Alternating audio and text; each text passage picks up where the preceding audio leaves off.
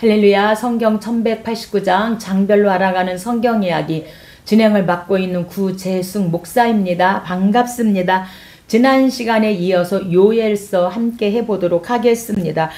요엘서는 남유다 제8대 왕 요아스 통치 초기에 활동한 선지자입니다. 이때는 통일 이스라엘 왕국이 남북 왕국으로 분열된 지 약 100여 년 정도 지난 시기로서 남유다와 북이스라엘 두 왕국 간의 정치적 갈등은 거의 해소되었으나 종교적으로 두 왕국 모두 폐역의 역사를 거듭하던 시기입니다. 이런 시기에 남유다 땅에는 엄청난 메뚜기 재앙과 한재가 임하게 되었고, 이를 계기로 요엘 선지자는 뜻하지 않은 이 엄청난 재앙이 남유다 백성들의 죄악에 대한 하나님의 1차 징계이며 나아가 남유다 왕국의 멸망을 초래할 무서운 여호와의 날 심판에 대한 경고로 주어진 예표임을 살피면서 설파하면서 회개를 촉구하는 메시지를 선포하게 되어집니다. 아울러 하나님이 이스라엘 백성들을 회복하시는 은혜도 주시는데, 그 회복의 날이 되면 하나님은 대적들을 쳐부수고 신실한 자들에게 비할 수 없는 은혜를 베푸실 것이다. 이렇게 요엘 선지를 통하여서 말씀하고 있습니다. 요엘서의 핵심 단어는 여호와의 날입니다. 핵심 구절은 2장 13절 너희는 옷을 찢지 말고 마음을 찢고 너희 하나님 여호와께로 돌아올지어다. 그는 은혜로우시며 자비로우시며 노하기를 더디하시며 인애가 크시사 뜻을 돌이켜 재앙을 내리지 아니하시나니. 그래서 옷을 찢지 말고 마음을 찢고 하나님 앞에 돌아오라 이렇게 말씀합니다. 왜 이렇게 회개를 외치는가? 그것은 이제 요아스 왕 전에 여호람, 아하시야, 아달랴 이렇게 약 15년 동안 남유다가 엄청난 우상 숭배를 하게 되어집니다. 남유다 여호람 왕이 북이스라엘 아달랴와 결혼하면서 남유다가 완전히 풍요해진 우상을 섬기게 되어집니다. 8년 동안. 그리고 여호람의 아들 아하시야는 1년인데 똑같이 아버지처럼 우상 숭배를 하게 되어지죠. 그래서 아합 북이스라엘 외할아버지 그 아합한테 북이스라엘에 가서 결국에는 죽게 되어지니까 그의 어머니 아달랴가 손자들을 다 죽이고 이제 여왕이 되는 아달랴 여왕입니다. 약 6년에 걸쳐서. 그래서 아달랴가 손자들을 죽임으로 예수님이 오시는 길이 하마터면 잘릴 뻔했는데 다행히 이 요아스가 살게 되어져서 생존함으로 예수님이 오시는 길이 끊어지지 않게 되어집니다. 그래서 약 15년 동안 남유다가 우상 숭배로 물들어 있기 때문에 옷을 찢지 말고 마음을 찢고 하나님 앞에 돌아오라고 이렇게 요엘 선지자를 통하여서 말씀하고 있습니다. 요엘의 핵심 장도 2장 여호와의 날 심판의 날입니다. 요엘은 유다의 회개를 촉구하면서 그들이 진정으로 하나님께 돌아온다면 유다에 대해 계획하신 심판을 돌이키실 것이라고 약속하고 있습니다. 그 제의가 분명히 유다에 전해졌음에도 불구하고 백성들은 계속해서 하나님을 대적하여 심판은 불가피해지고 있습니다. 그러나 그러한 심판 중에도 하나님은 먼저 오순절에 이루어지고 사도행전 2장 성령 강림이죠. 궁극적으로는 그리스도가 다시 오실 때 성취될 은혜로운 약속을 하고 계십니다. 요엘의 주제입니다. 요엘서는 간략한 책, 그래서 1장이 메뚜기 재앙, 2장 여호와의 날 심판날, 3장 대적 심판 이렇게 3장까지 없는 짧은 간략한 책이지만 주의 날이 가까웠다는 결정적인 주제를 다루고 있습니다. 주의 날은 하나님의 대적한 백성과 열방에 대한 심판의 때를 말하고 있습니다. 그러나 하나님을 믿는 신실한 자들에 대해서는 장차 복이 주어질 때이기도 합니다. 이 책은 대부분의 재앙에 대한 주제를 다루고 있는데 메뚜기 재앙, 기근, 진노의 불, 적의 침입, 하늘의 현상 등등 이렇게 재앙에 대한 주제를 다루고 있습니다. 그러나 희망에 대한 약속이 장차 올 심판의 선포에 점철되어 있습니다. 요엘서는 두 가지 주제로 나눌 수 있는데 1장 1절로 20절까지는 주의 날을 돌아봄이고 2장 1절로 3장 21절까지는 주의 날을 바라봄으로 이렇게 두 가지 주제로 나눠볼 수가 있습니다. 누가 기록했는가? 저자입니다.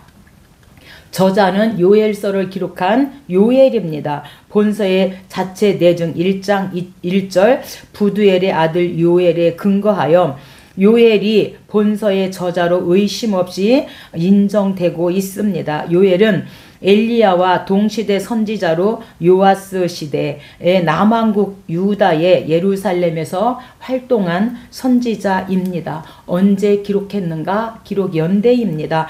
주전 830년 경입니다. 그래서 본서의 기록 연대는 남왕국 유다왕 요아스의 통치 초기로 보여지고 있습니다. 본서에 왕에 대한 언급이 없고 대신 대제사장에 대한 언급이 있는 것은 당시 어린 왕을 대신하여 대제사장 여호야다가 섭정했기 때문인 것으로 그렇게 보고 있습니다.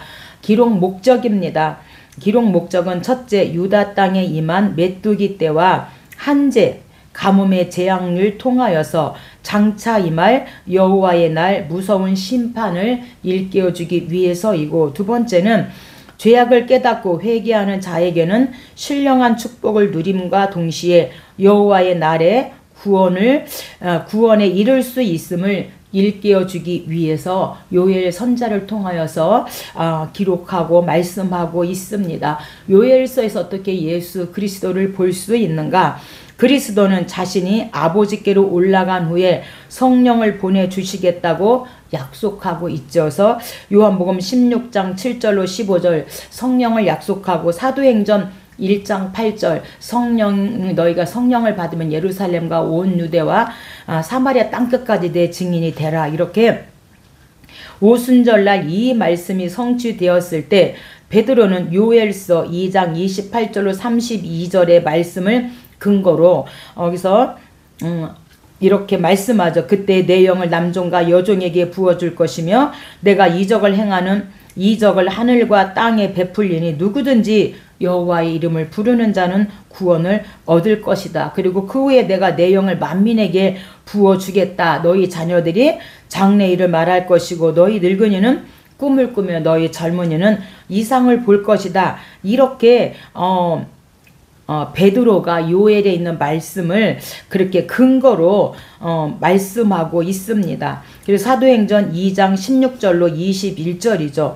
요엘은 또한 3장 2절과 12절에서 그리스도를 여호사밧 골짜기에서 열방을 심판하실 분이라고 그렇게 묘사하고, 베드로는 요엘의 말씀을 인용해서 성령에 대하여 말씀하고 있습니다.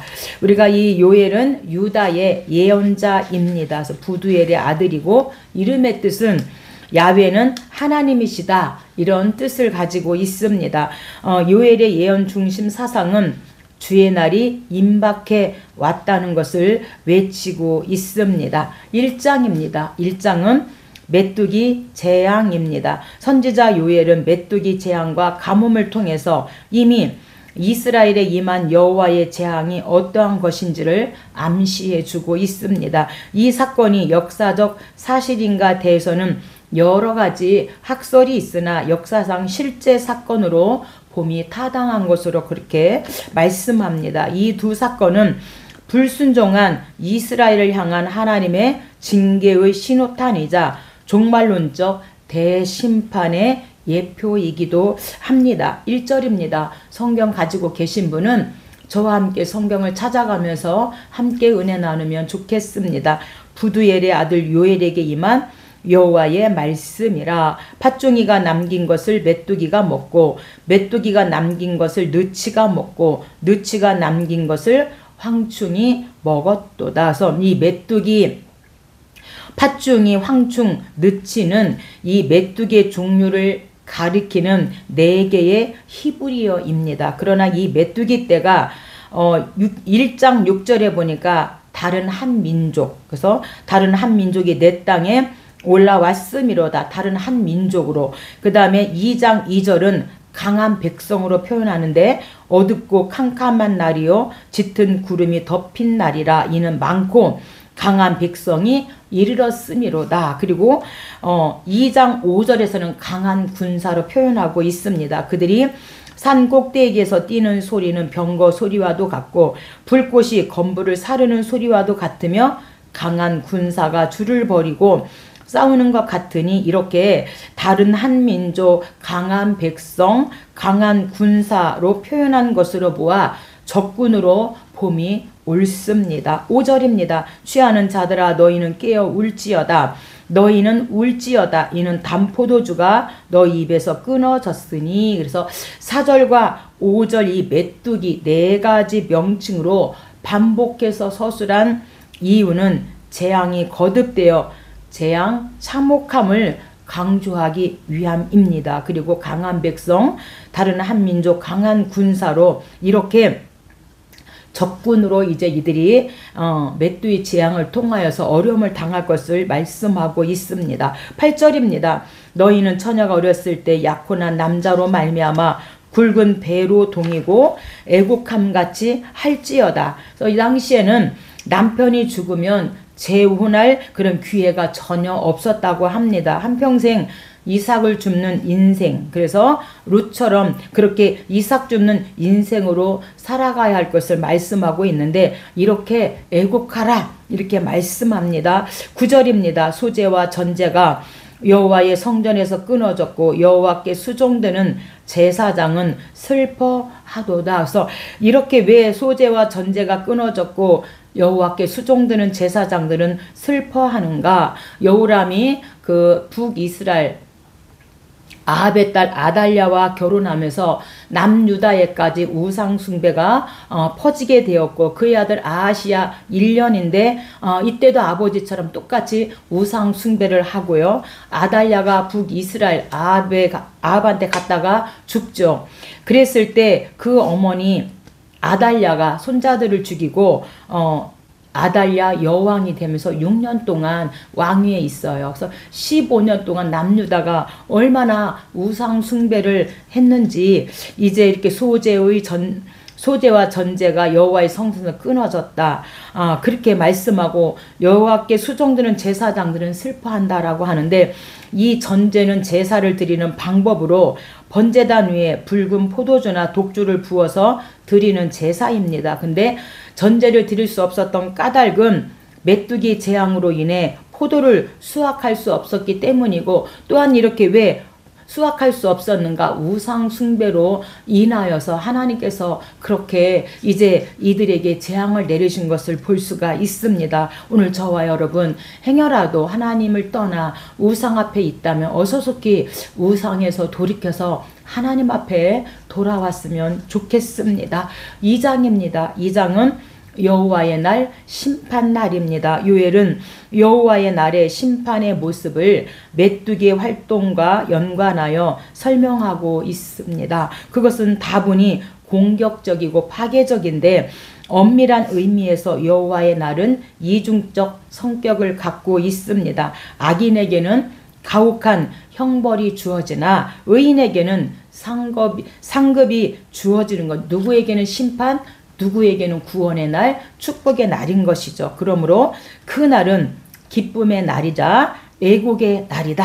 이렇게 여호와의 날 심판날을 통하여 우리에게 말씀하고 있습니다. 1절입니다. 시온에서 나팔을 불며 나의 거룩한 산에서 경고의 소리를 질러 이 땅 주민들로 다 떨게 할지니 이는 여호와의 날이 이르게 됨이니라. 이제 임박하였으니, 그래서 이제 여호와의 날 심판날이 임박하였다 이렇게 말씀하면서 나팔을 불어라. 이 나팔은요 양이나 염소의 뿔로 만들어졌고 밀어닥친 위험을 알리는 데 사용되었습니다. 그래서 나팔 소리는 사람들의 간담을 서늘하게 한다라고 아모스 3장 6절에서 말씀하고, 또한 이 온 회중을 모으는 데에는 이 나팔을 2번 불었고, 또 주의관들을 소집할 때는 1번 불었는데, 오늘 이 2장에서는 이제 밀어닥친 위험을 알리는데 사용되어진 나팔입니다.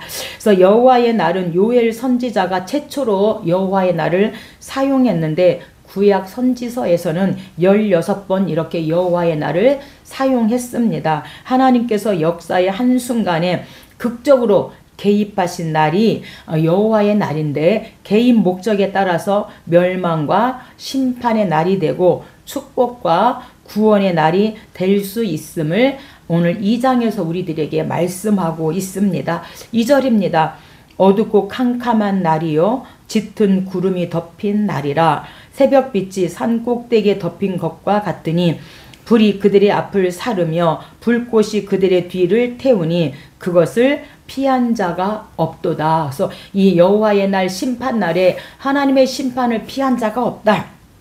12절 여호와의 말씀에 너희는 이제라도 금식하고 울며 애통하고 마음을 다하여 내게로 돌아오라 하셨나니 너희는 옷을 찢지 말고 마음을 찢어 너희 하나님 여호와께로 돌아올지어다. 그는 은혜로우시며 자비로우시며 노하기를 더디하시며 이내가 크시사 뜻을 돌이켜 재앙을 내리지 아니하시나니. 하나님 앞에 회개하고 돌아온다면 하나님께서 뜻을 돌이키시겠다. 그래서 요엘 선지자를 통하여서 어서속히 우상에서 돌이켜서 하나님께 돌아오라고 외치고 있습니다. 그래서 옷을 찢지 말라는 것은, 옷을 찢는 일은 불행한 일을 만났을 때, 슬픈 일을 당했을 때, 또한 회개의 감정을 나타나는 표현이 옷을 찢지 말고입니다. 그러나 하나님은 이 거칠애를 원치 않으시고 옷을 찢지 말고 이제 너희는 마음을 찢어라 이렇게 말씀합니다. 마음을 찢는다는 것은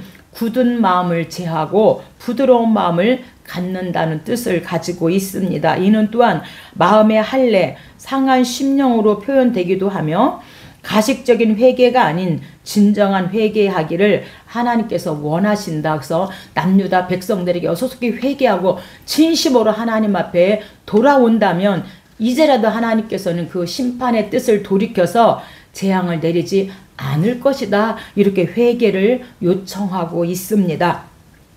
28절입니다. 그 후에 내가 내 영을 만민에게 부어 주리니 너는 자녀들이 장래일을 말할 것이며 너희 늙은이는 꿈을 꾸며 너희 젊은이는 이상을 볼 것이며 그때 내가 또 내 영을 남종과 여종에게 부어줄 것이며. 그래서 만민에게 성령을 부어준다는 것은 성령 강림 약속입니다. 사도행전 2장 17절로 18절에서 베드로 사도가 설교시 이 요엘서 이 말씀을 인용하죠. 그래서 남종과 여종에게 성령을 부어주십니다. 그래서 사회적 신분과 관계없이 모든 사람에게 주실 것을 말씀하고, 우리가 사도행전 1장 성령 약속, 그 다음에 사도행전 2장이 성령 강림인데, 이제 이 성령이 각 사람 위에 임하여서 불의 혀같이 갈라지면서 이들의 성령이 충만하게 되어지니까 사도행전 3장 이제 베드로 사도가 안진뱅이를 고치는, 안진뱅이 일어나는 그런 구원의 역사가 일어나게 되어집니다. 그래서 남종과 여종에게 성령을 하나님께서 부어주시겠다. 이렇게 회복의 말씀을 주십니다. 그러면서 어서속히 회개하고 돌아와라. 오늘 저와 여러분에게 이렇게 지금 말씀하고 있습니다. 마지막 3장입니다. 3장은 대적 심판인데 여호사밧 골짜기입니다. 말세 하나님은 주의 백성을 대적하는 자를 멸하실 것을 말씀하십니다. 그러므로 여호와의 날은 이방인에게는 슬픔의 날이고 주의 백성에게는 해방의 날입니다. 이처럼 그날에는 대적에 대한 승리뿐 아니라 의에 대한 상급까지도 성도들에게 약속하고 있습니다. 결국 본장은 주변 국가들로부터 시달림 받던 유다에 대한 위로의 말씀으로 반드시 이방인에겐 슬프지만 이제 주의 백성에게는 해방의 날이고 구원의 날이고 축복의 날이다. 이렇게 위로하고 있습니다. 1절입니다. 보라, 그날 내가 유다와 예루살렘 가운데서 사로잡힌 자를 돌아오게 할 그때에 내가 만국을 모아 데리고 여호사밧 골짜기에 내려가서 내 백성 곧 내 기업인 이스라엘을 위하여 거기에서 그들을 심문하리니 이는 그들이 이스라엘을 나라들 가운데서 흩어버리고 나의 땅을 나누었음이어서 여호사밧 골짜기의 의미는 여호와께서 심판하신다는 하나님의 심판 장소입니다.